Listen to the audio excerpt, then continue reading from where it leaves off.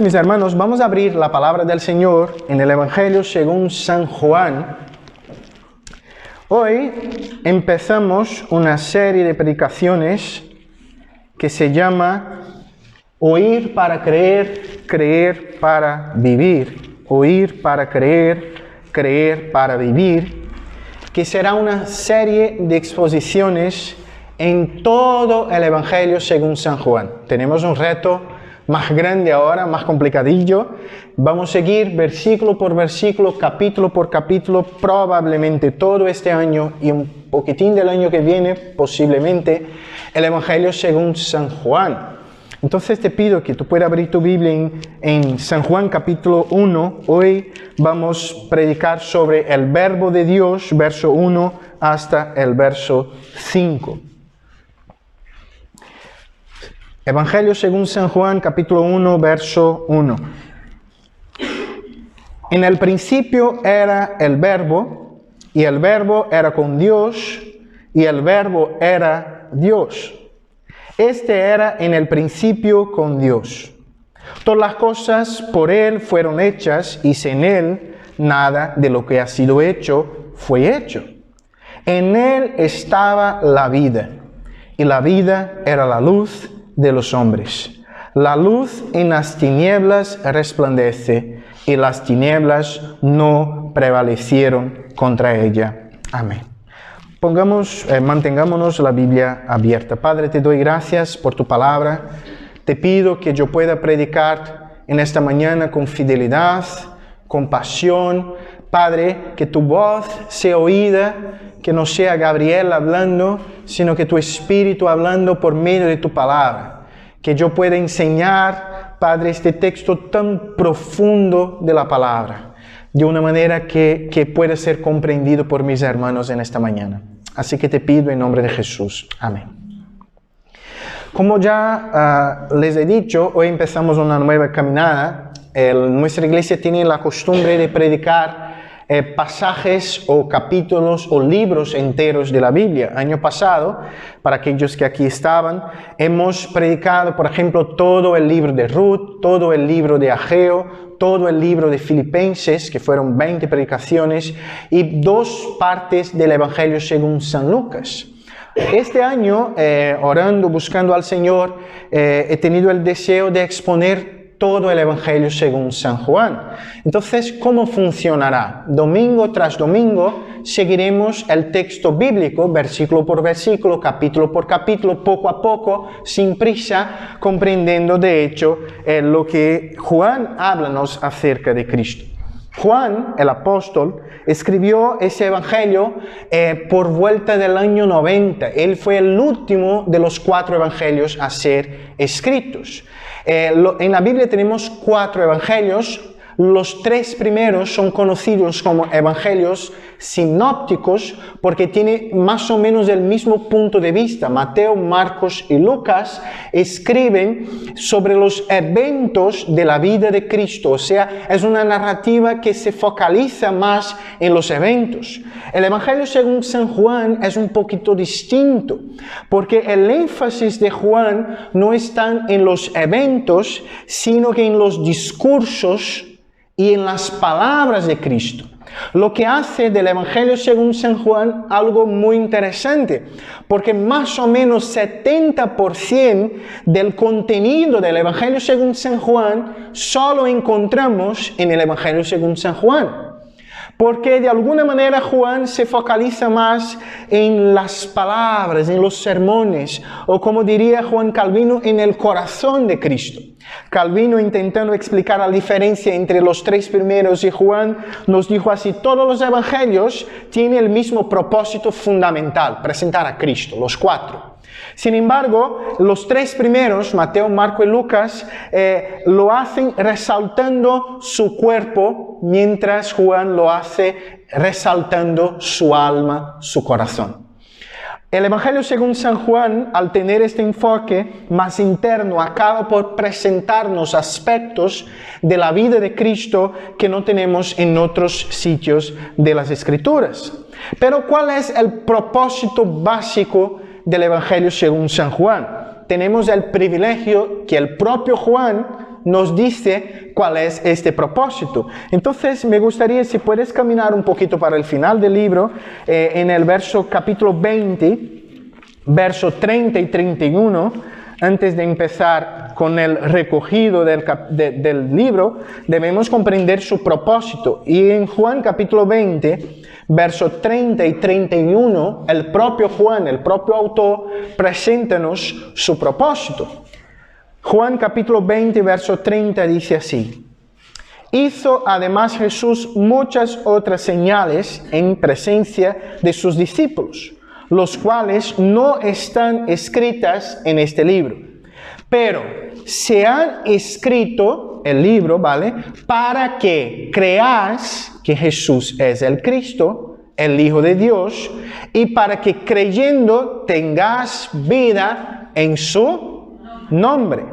Mira el verso 31. Para que creáis que Jesús es el Cristo, Hijo de Dios, y para que creyendo tengáis vida en su nombre. Por esto, el tema de la serie es creer para oír, oír para creer, creer para vivir. Porque es el resumen del propósito del Evangelio según San Juan. Nuestra oración, entonces, es que a lo largo de este año podamos conocer mejor el Verbo de Dios, el Cristo, nos maravillar con sus palabras, ser exhortado por sus sermones, ser transformado por su vida y historia. Y te invito a participar de esta jornada, domingo tras domingo, en la iglesia, con los hermanos, oyendo la palabra del Señor. Entonces, ya te dejo un reto al principio: leer el Evangelio según San Juan.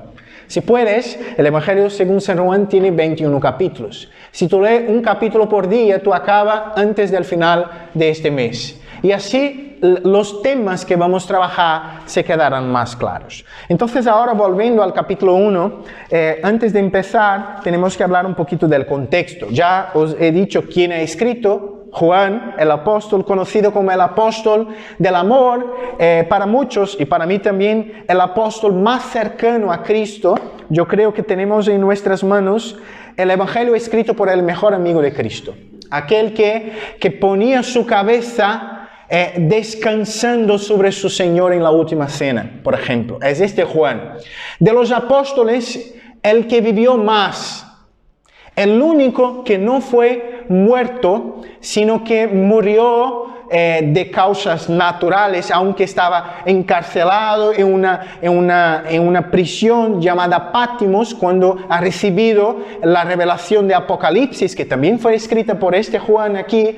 O sea, este Juan quien está escribiendo, y él lo hace basado primeramente por ser testigo ocular de Cristo, sin embargo teniendo también por base todos los evangelios, todas las epístolas que ya habían sido escritas, porque cuando Juan escribe, prácticamente todos los libros que circulaban en el primer siglo ya estaban todos ya cerrados, ya escritos.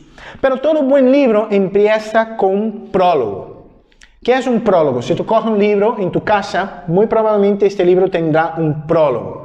Un prólogo es de alguna manera un resumen de la idea central que será desarrollada en el libro. Entonces, yo estoy de acuerdo con un montón de comentaristas que comprenden que del verso 1 hasta el verso 18 tenemos el prólogo del Evangelio según San Juan. Este es un libro tan rico que tenemos un prólogo y un epílogo. El capítulo 21 es un epílogo, es algo que Juan escribe para hacer un resumen también final. Pero llegamos al resumen, al prólogo del Evangelio según San Juan. Los 18 versículos, hoy solo hablaré de 5, sin embargo los 18 son este prólogo inicial. Otro punto importante es que Juan se utiliza de palabras que no conocemos muy bien a menudo hoy en día. Primero porque él escribió esto hace 2000 años, en un otro idioma y con un público, con su público primero que era distinto de nosotros. Entonces necesitamos comprender un poquito de sus palabras, de sus contextos, para comprender de hecho lo que deseaba hablar Juan, y intentaremos hacer hoy. Entonces, yo creo que en estos 5 primeros versos aprendemos 3 cosas muy sencillas sin embargo, profundas sobre Jesús. Las tres verdades que vamos a hablar hoy es que Jesús es Dios, Jesús es Creador y Jesús es Salvador. Entonces veamos la primera, Jesús es Dios, verso 1 y 2. En el principio era el Verbo, y el Verbo era con Dios, y el Verbo era Dios. Primera cosa, ¿qué es Verbo? Es la primera pregunta. A la luz del prólogo del Evangelio según San Juan, el Verbo es Cristo. Al leer los 18 versículos, esto se quedará claro. No existe mucho debate por esto, porque es claro al leer el texto. Por ejemplo, en el verso 14 se dice así: y el Verbo se ha hecho carne y vivió entre nosotros, y vimos su gloria como la gloria del unigénito del Padre. O sea, para Juan el Verbo es Cristo. Esta es la primera cosa. Pero ¿por qué Juan se utiliza de esta palabra? Es una palabra griega conocida hasta nuestros días, es la palabra logos, que es traducida aquí como verbo, y literalmente es la palabra griega para palabra. Algunas traducciones traducen este término como palabra, otras traducen como verbo. Una cosa que tenemos que tener en mente es que esta palabra era muy común tanto en el mundo griego cuanto en el mundo judío. Los griegos, por ejemplo, en la filosofía griega se hablaba mucho de la palabra. Sin embargo, para los griegos esta palabra era impersonal, era una fuerza mística impersonal que de alguna manera influenciaba las cosas.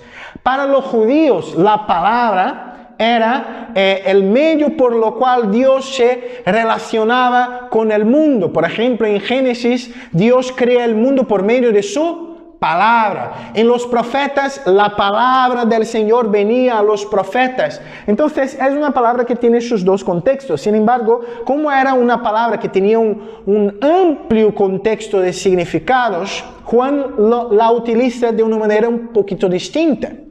Es claro que tanto los griegos como los judíos tenían una idea de lo que era el verbo de Dios, la palabra. Sin embargo, ninguno de los dos, tanto los griegos como los judíos, pensaba en la palabra como una persona. Para los griegos era una fuerza impersonal. Para los judíos, de alguna manera, era algo impersonal, aunque en el Antiguo Testamento, por ejemplo, en Proverbios, la palabra tiene rasgos personales. Pero para Juan, el verbo era una persona. Y vamos a ver esto claramente. Entonces, lo que Juan habla primeramente de este verbo, de esta palabra que es Cristo. ¿Vale? La primera cosa, en el principio era el Verbo. Esta expresión en el principio tiene eco, tiene relación con dos cosas. Primero, con el Evangelio según San Marcos, que fue el primero a ser escrito. Marcos empieza el Evangelio con esta misma frase. En el principio, solo que él no habla el verbo, le habla en el principio del Evangelio según nuestro Señor Jesucristo. Sin embargo, esta frase más conocida, si tú ya has leído la Biblia alguna vez en tu vida, cuando tú oyes la expresión en el principio, la primera cosa que viene en tu cabeza es Génesis capítulo 1, verso 1. La Biblia empieza con: en el principio creó Dios los cielos y la tierra. Juan empieza su evangelio con: en el principio era el verbo. O sea, la Biblia empieza con en el principio Dios, y Juan en el principio el verbo. La relación es clara. Para Juan el verbo, la palabra, era el propio Dios. Entonces Juan continúa: en el principio, en este momento donde nada existía y todo fue creado, Cristo ya estaba allí. O sea, para Juan, Cristo es preexistente a la creación. Cristo no es una criatura divina. Jesús no fue creado por Dios. Jesús ya estaba allí, preencarnado, es claro, pero ya estaba allí antes de la creación, porque en el principio era el verbo. Sin embargo, el texto continúa: y el verbo era con Dios. Esta expresión expresa la idea de que el verbo, la palabra, Cristo, tenía relacionamiento con el Padre. Estar con es una palabra griega que tiene que ver con tener relación, comunión, intimidad. Algunos predicadores intentando, vamos a decir así, hablar cosas bonitas a tu corazón, normalmente suelen decir así: mira, Dios estaba en la eternidad pasada solito, solitario, y Él estaba así muy solitario y necesitó hacer alguna cosa y ha creado el hombre para tener comunión con el hombre. Esto es mentira. Dios no necesitaba crear nosotros para ser feliz, porque Él ya tenía en la Trinidad comunión perfecta. Porque el Verbo, la palabra, Cristo, el Padre y el Espíritu vivían en comunión eterna. Esto es lo que esa frase está significando, está diciéndonos aquí. Sin embargo, para cerrar el asunto de una manera muy clara, Juan es todavía más concreto. Juan dícenos así: y el Verbo era Dios. Y el Verbo era Dios.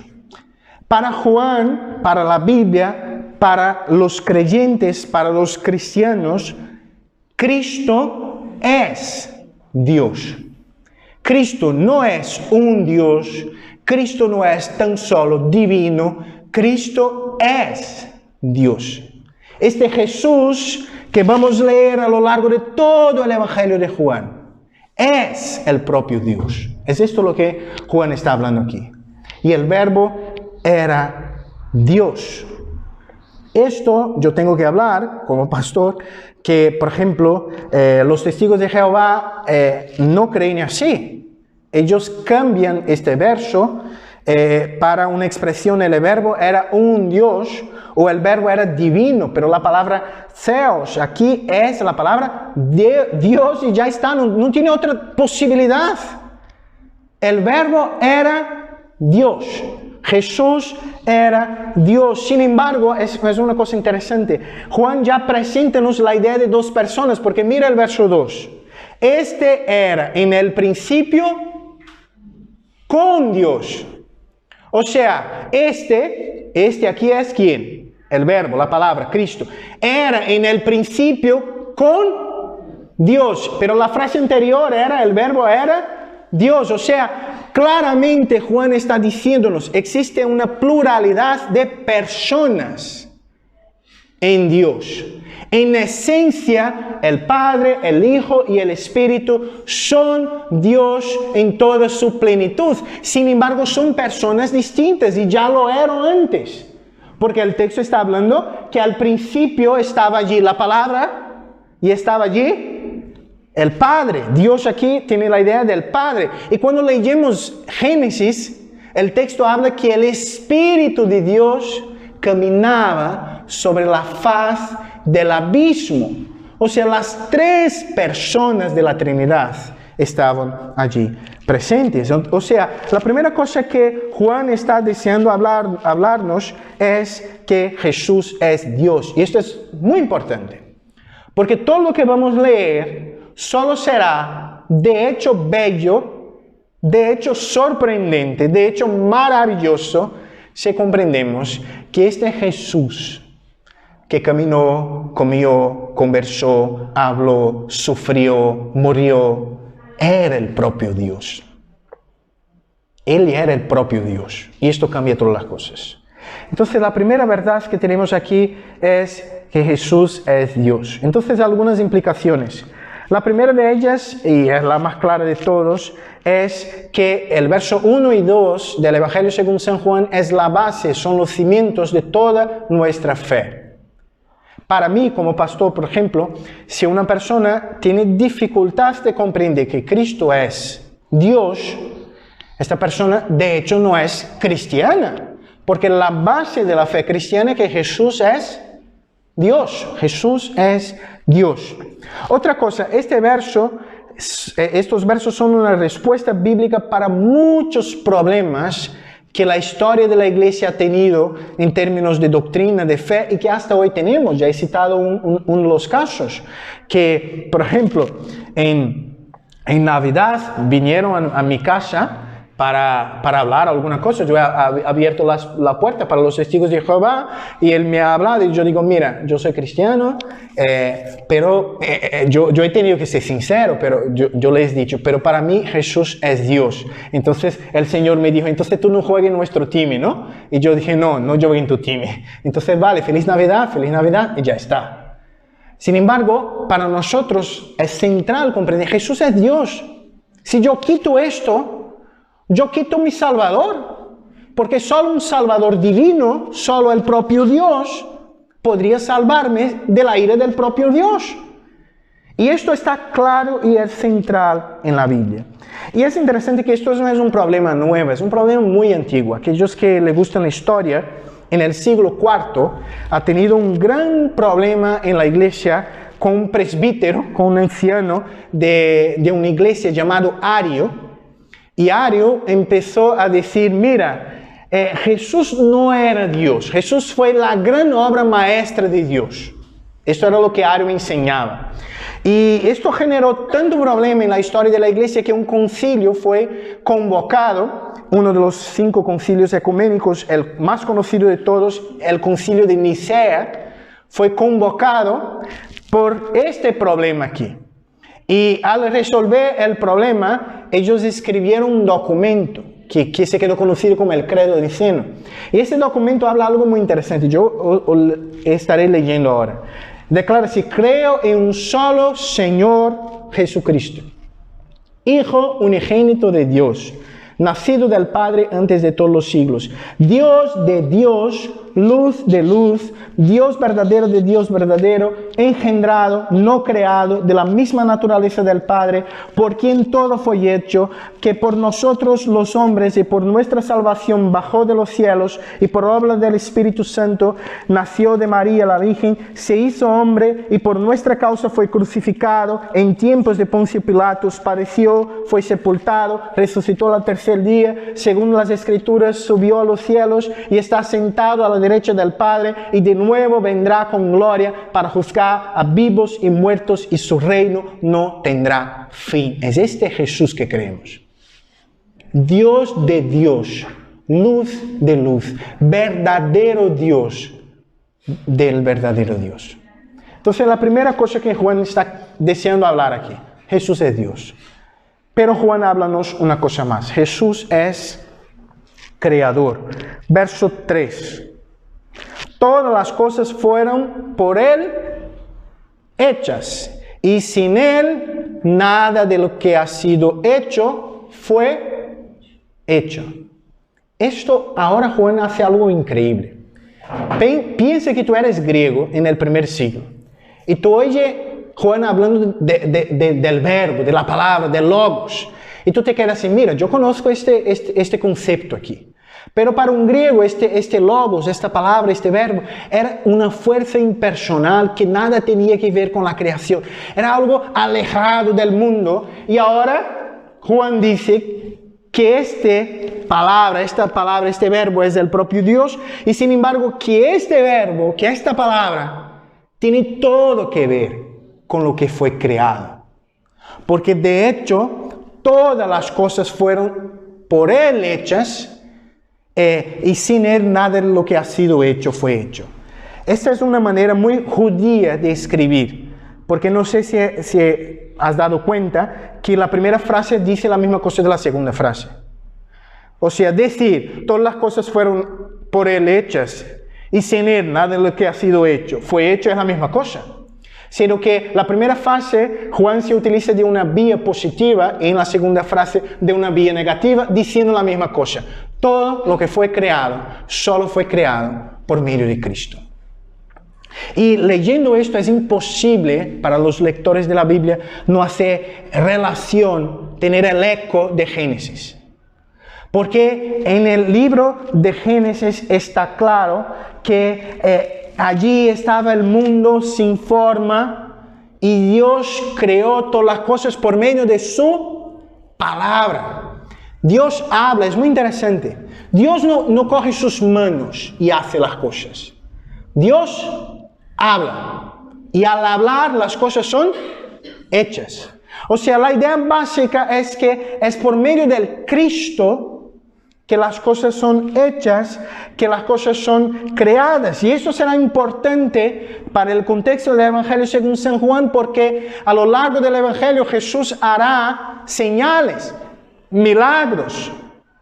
Y estos milagros van a hacer con que las personas se queden con la boca abierta. Pero Juan ya está queriendo decirles, mira, estos milagros en nada se comparan con el hecho de que todo esto fue creado por este que está caminando entre vosotros, Jesús, el Cristo de Dios. O sea, Jesús es creador. Y aquí se queda claro un contraste. El Evangelio según San Juan es hecho por medio de contrastes. Y el primer contraste es, Él no es una criatura. Él es creador. Y esto es importante.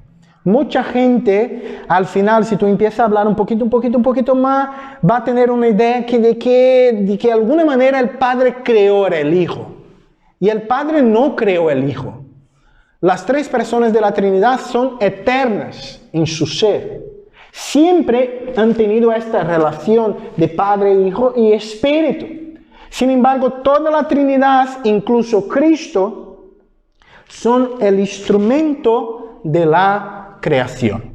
Entonces Jesús es creador y tenemos algunas implicaciones aquí. Primero, la persona de Cristo es la comprobación de que el Dios del cristianismo no es un Dios alejado de la creación. Hoy en día existen algunos tipos de personas. Existen los creyentes, que la verdad hoy en día ser creyente no significa creer en Dios, significa creer en alguna cosa. Creyentes, de una manera general. Existen los ateos que no creen nada. Y aquí en el medio, yo creo la gran mayoría hoy está aquí, es un nombre muy bonito que hoy en día, yo soy agnóstico. ¿Qué es agnóstico? Agnóstico es, yo creo en Dios, pero me da igual, Dios no tiene nada que ver con la creación, con las cosas de aquí. Y yo te digo una cosa, el Dios del cristianismo no puede ser este Dios aquí, del medio, que nada tiene que ver con la creación. Porque el Dios del cristianismo tiene todo que ver con el mundo que ha creado, con las cosas que Él ha creado. Entonces, tenemos que comprender que Dios es presente, no alejado. Dios es presente. Cristo fue aquel que creó todas las cosas. Sin Él, nada de lo que fue hecho habría sido creado. Vivimos en una generación donde la doctrina bíblica de la creación está siendo atacada día tras día, noche tras noche. Todos los que tenemos hijos jóvenes o todos los que pasamos por una universidad, por un instituto o cualquier persona hoy, la verdad, ya han tenido esta idea de creación atacada de alguna manera. Mira, se dice así, mira, esto es un mito, eso es lo que enseñan vuestros hijos, ¿vale? En el cole. Mira, el mito de Adán y Eva, el mito de la creación, y se dice algunas veces claramente, otras veces de una manera más escondida, que creer en estas cosas es para personas débiles y sin instrucción, sin estudio. Esto es muy común hoy en día, que él está cada vez con los niños con la boca abierta, porque cada vez más temprano, 5 años, los niños ya tienen amigos en el cole que se declaran, por ejemplo, ateo. Y un niño de 5 años no tiene la mínima comprensión de nada de la vida para decir una cosa así. Pero las cosas se están enseñando. Y de hecho yo no tengo la capacidad y ni es el momento de intentar resolver el problema. Pero me gustaría como implicación trabajar algunas cosas aquí sobre la idea enseñada en la sociedad y lo que la Biblia dice. Primera cosa, todos vuestros niños, vosotros, cada uno de nosotros ya hemos oído hablar de la teoría de la teoría de la evolución. Vale. Primera cosa, el propio nombre afirma teoría de la evolución. ¿Qué es una teoría? Tú puedes preguntarte a tu profesor, de cualquier profesor. Teoría es una hipótesis que está siendo confirmada, sin embargo no es confirmada, por eso se llama teoría. Entonces la primera cosa que tengo que hablar es, a mí me daría igual si se enseña en los colegios una teoría. Sin embargo, se enseña una teoría como un hecho. Y esto es distinto. Un hecho es un hecho.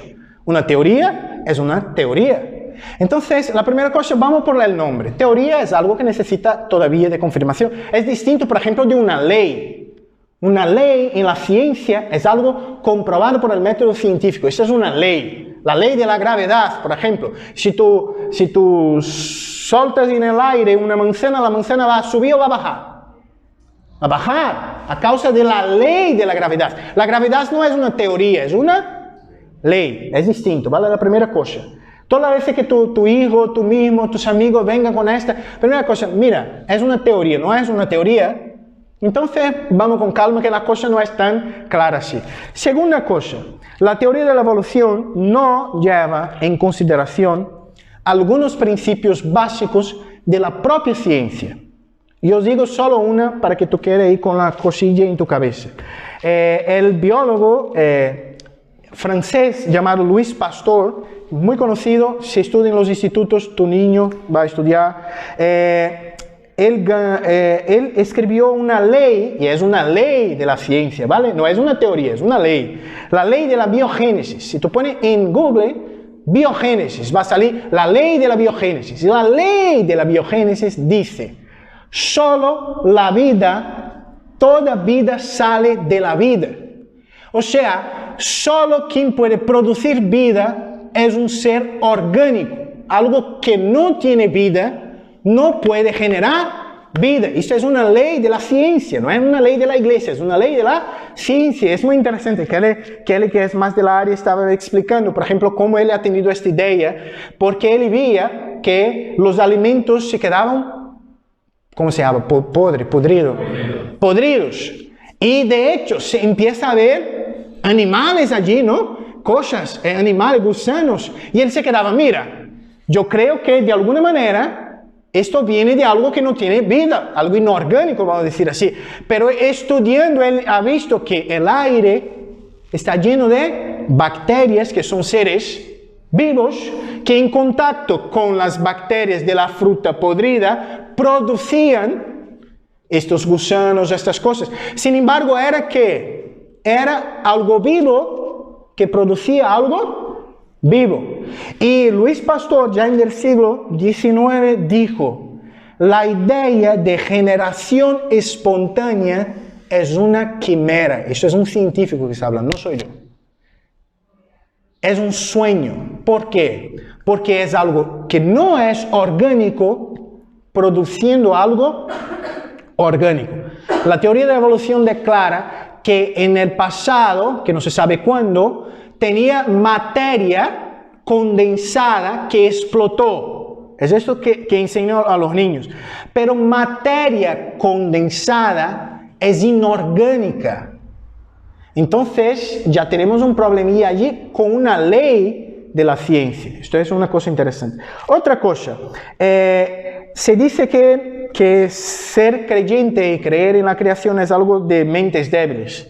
Entonces, científicos como Johannes Kepler, astrónomo que dice todas las cosas que sabemos, mucho de lo que sabemos sobre los planetas hoy, era un cristiano. René Descartes, el filósofo, era un cristiano. Aquel que escribió Ser o no ser, era cristiano. Y aquí ya acabo. Isaac Newton, aquel señor que hizo un montón de las leyes físicas que nosotros estudiamos hoy en el cole, era cristiano.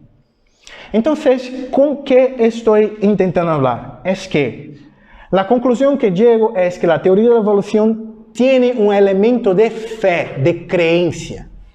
De la misma manera que la mía. Yo no nego.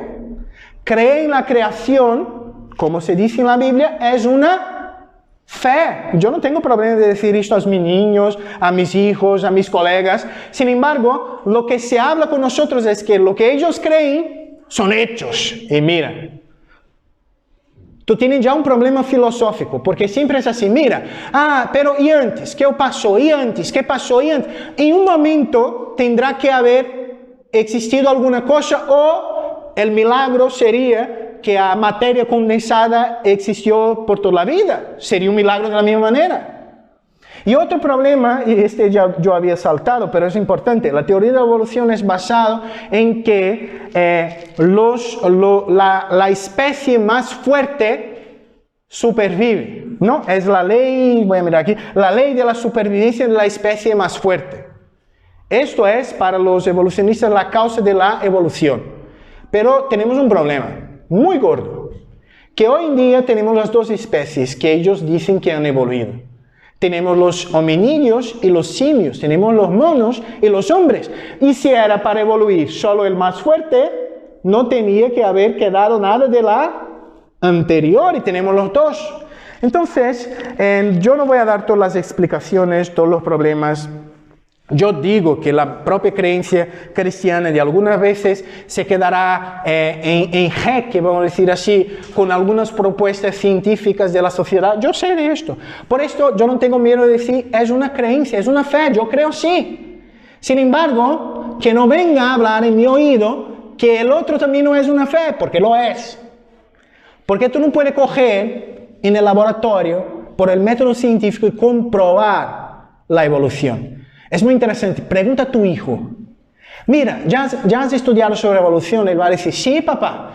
¿Cuáles son los ejemplos que el profesor te ha dado? Mira, Darwin cuando estaba en una isla ha visto unos pájaros que tenían un bico y tiene un nombre, yo ahora me olvido del nombre. Y este bico fue cambiando, papá. A lo largo del tiempo fue cambiando y hoy el bico es distinto. Pero la gran pregunta es, ¿el pájaro continúa siendo pájaro? ¿Sí o no? Sí, entonces, ¿hubo una evolución de especie? No, el pájaro continúa siendo pájaro. Otro ejemplo, las bacterias. Porque las bacterias, vale, la bacteria, el resultado, ¿es una bacteria o es otra cosa? Es una bacteria, entonces no es una evolución de especie. Yo no tengo ningún problema con adaptación, yo creo que esto es bíblico, yo no tengo problema ninguno con esto. De que el bico se quedó más largo, más corto, me da igual. Sin embargo, el pájaro continuó siendo pájaro. El pájaro no ha vuelto un mono, un hombre, lo que sea. Entonces, en resumen, nosotros cristianos creemos que el mundo fue creado por Dios y esta es una creencia. Yo no tengo miedo de decir esto, es una creencia. Pero yo creo y quiero que nuestros hijos comprendan que lo que los he enseñado como hecho también carga en sí una creencia. Y que nosotros tenemos mucha cosa de la propia ciencia que justifica también la manera como hemos y creamos.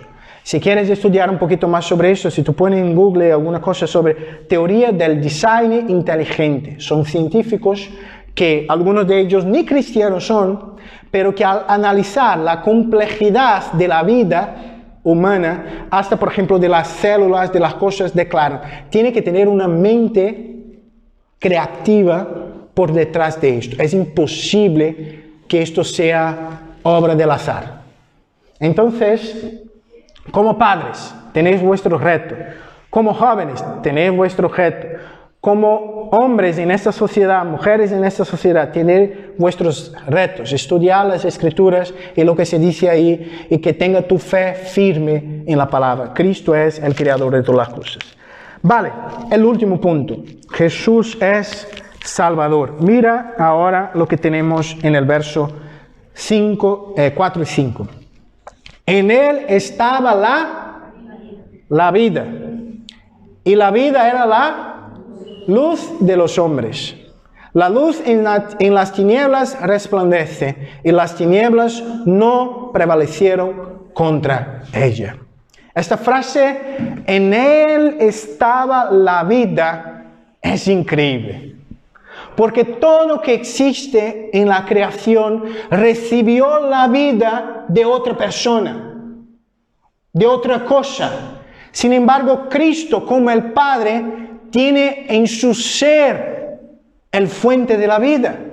En él estaba la vida, y en el contexto de Juan capítulo 1, la idea es que Cristo no solo creó todas las cosas, sino que cada una de las cosas creadas solo existen porque Él las mantiene con vida. Cada latir, cada pulsar, cada respirar, cada planta, cada animal, cada persona, del impío al justo, solo está vivo porque en él estaba vida. Y la vida era la luz de los hombres. Él mantiene las cosas, como escribió el autor a los Hebreos en el capítulo 1. Él sostiene el mundo por el poder de su palabra. Y mis hermanos, yo creo que cualquier persona que vive ya se ha dado cuenta cuán frágil es la vida humana. El salmista declara que nuestra vida es como la flor del campo que nace por la mañana y por la tarde ya no está más allí. Y nosotros hoy estamos muy bien de salud, muy bien de las cosas y ya está. Nosotros somos como un soplo, como dice el salmista. Si estamos vivos, si mi corazón no para de latir, es muy interesante. Para mí existen dos órganos del cuerpo humano que son increíbles. Mis pulmones y mi corazón. ¿Sabe por qué? Porque mi pulmón y mi corazón hacen su trabajo sin que yo me dé cuenta. Está allí funcionando. Tú no te das cuenta, pero está allí. Está allí. Y es algo que si tiene un cambiocillo que sea, el problema ya es muy gordo. Y todos los días este Cristo, que en él estaba la vida, hace las cosas seguir su ritmo.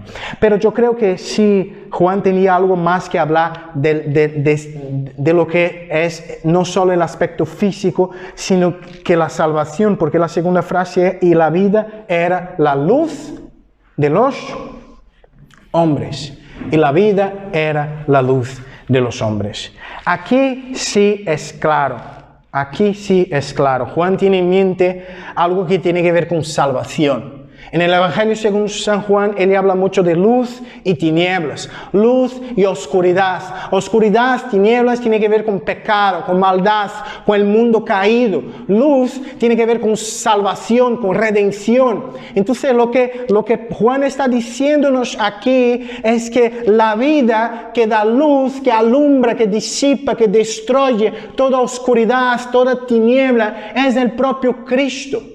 Es el propio Cristo. Y el verso final es bello. La luz en las tinieblas resplandece y las tinieblas no prevalecieron contra ella. La luz brilló, resplandeció. En la creación, por ejemplo, en el relato de Génesis, la tierra estaba desordenada y vacía. Y las tinieblas, dice Moisés, estaban sobre la faz del abismo. Y entonces, en el medio del caos, una voz es oída y la voz de Dios es: sea la luz. Y el texto bíblico declara de Génesis: y fue la luz. Sea la luz, y fue la luz. Y ahora, en medio del caos, del pecado, de las tinieblas, de la oscuridad del pecado, una luz brilló, resplandeció sobre las tinieblas, y esta luz es Jesucristo, que alumbra a todos los hombres. Esta luz es la estrella de la alba que resplandece sobre la tierra, y la gran noticia del Evangelio es que las tinieblas no prevalecieron contra ella. Las tinieblas no tienen la capacidad de vencer el Señor de la vida. Y esto es el Evangelio. Y esto es el Evangelio. Las últimas implicaciones de la predicación de hoy. Primera cosa, no existe vida plena y verdadera afuera de Cristo, pues la vida estaba en Él. Y Él es la vida. Él es la vida. Otra cosa, todos los seres vivos, desde los animales a plantas, creyentes, impíos, chino, español, brasileño, da igual. Vivimos por causa de Él. Sin Él no existiríamos, no superviviríamos. Cada respirar, cada latir, cada sonrisa, todo debemos a Él. Y una implicación muy personal ahora para cada uno de nosotros. Este Cristo que creó todas las cosas, todo el mundo, imaginaos, hermanos, las estrellas, el universo, que a cada día los hombres van descubriendo una cosita más, todo esto fue creado por Él. Y no solo creado, Él sostiene todas estas cosas. Y la gran pregunta es, ¿no sería este Cristo capaz de cuidar de tu pequeño mundo? De tu pequeño caos, de tus pequeños problemas, de tus pequeñas dificultades? ¿No sería este Cristo que sostiene todas las cosas capaz de resolver tus problemas?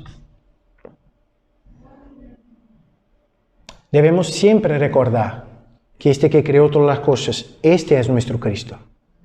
Y Él es capaz de hacer las cosas, porque de hecho Él ha hecho y sigue haciendo grandes cosas. Él es la luz por medio de la cual vemos al Padre. Una frase muy común de la patrística, que es la teología de los padres de la iglesia, es la frase: no podemos conocer al Padre sino por medio de la faz del Hijo. Y yo te digo esta cosa, esta verdad. No tiene cómo conocer al Padre sino por medio de la faz del Hijo. El Hijo es la palabra que torna el Padre comprensible. Es la palabra que torna el Padre una persona que podemos tener relación por medio de Cristo. No podemos decir que amamos al Padre mientras rechazamos al Hijo. Que era el gran problema de parte del pueblo judío en la época de Juan. Decían amar a Jehová, sino que rechazaban al Hijo. No se puede amar al Padre rechazando al Hijo, porque conocemos al Padre por medio de la faz del Hijo. Cuando la luz de Cristo resplandece sobre uno, las tinieblas no pueden prevalecer. Por esto que debemos continuar predicando, por esto que debemos continuar creyendo, porque como dice el texto bíblico, en Él estaba la vida, y la vida era la luz de los hombres. Mis hermanos, hoy hemos empezado una caminada un poquitín más compleja, más larga. Estoy de acuerdo que el texto de hoy es un poquito más denso, más pesado. Los otros, el prólogo es un poquito denso, pero la cosa después se quedará un poquito más tranquila, vamos a decir así, por algunos momentos. Sin embargo, yo creo que es necesario comprender estas tres verdades, porque si no la comprendemos, no vamos a comprender todo el Evangelio según San Juan. Para Juan, para la Biblia, para nosotros, Jesús es Dios, Jesús es el Creador y Jesús es el Salvador. Me gustaría concluir leyendo un pasaje, una poesía de un libro llamado Confesiones, de uno de los padres de la iglesia llamado Agustín, muy conocido, un teólogo, un filósofo cristiano. Agustín, obispo de Hipona, vivió en el siglo IV. Una de las mentes más increíbles de la fe cristiana. Y Agustín ha tenido una vida anterior a Cristo muy mala. Él era un ejemplo de una persona que solo hace tonterías. Y después, ya al final de su vida, él escribe un libro llamado Confesiones. Y este libro es una declaración de Agustín sobre su propia vida, sobre su conversión y estas cosas. Y un pasaje me llama muchísimo la atención. Agustín escribió así: tarde te amé, hermosura tan antigua y tan nueva, tarde te amé. Y tú estabas dentro de mí y yo afuera. Y así por de fuera te buscaba y deforme como era me lanzaba sobre las cosas que tú creaste. Tú estabas conmigo, pero yo no estaba contigo. Reteníame lejos de ti aquellas cosas que si no estuviesen en ti no existirían. Me llamaste y clamaste y quebraste mi sordera. Brillaste, resplandeciste y curaste mi ceguera. Exhalaste tu perfume y lo aspiré. Y ahora te anhelo. Gusté de ti y ahora siento hambre y sed de ti. Me tocaste y deseo con ansia la paz que procede de ti. Es este Cristo que nos llama, nos quebra, nos cura, que brilla, que resplandece. Es este Cristo que Juan predicaba y que a lo largo de este año te invito a participar de esta jornada. En el principio era el Verbo y el Verbo estaba con Dios y el Verbo era Dios. Este que estaba en el principio con Dios. Porque todo fue creado por Él y sin Él nada de lo que fue hecho habría sido hecho. En Él estaba la vida y la vida era la luz de los hombres. Y la luz resplandeció en las tinieblas y las tinieblas no prevalecieron contra ella. Padre, te doy gracias por tu palabra, te doy gracias por el privilegio de tener mis hermanos aquí en esta mañana conmigo. Te pido que las verdades de esta predicación puedan ser oídas, guardadas en el corazón. Ayúdanos, Padre, a comprender tu palabra, a responder a los retos de la sociedad con humildad, con sabiduría y con gracia, Padre. Que tú apliques esta palabra al corazón de tu iglesia hoy y siempre. Amén.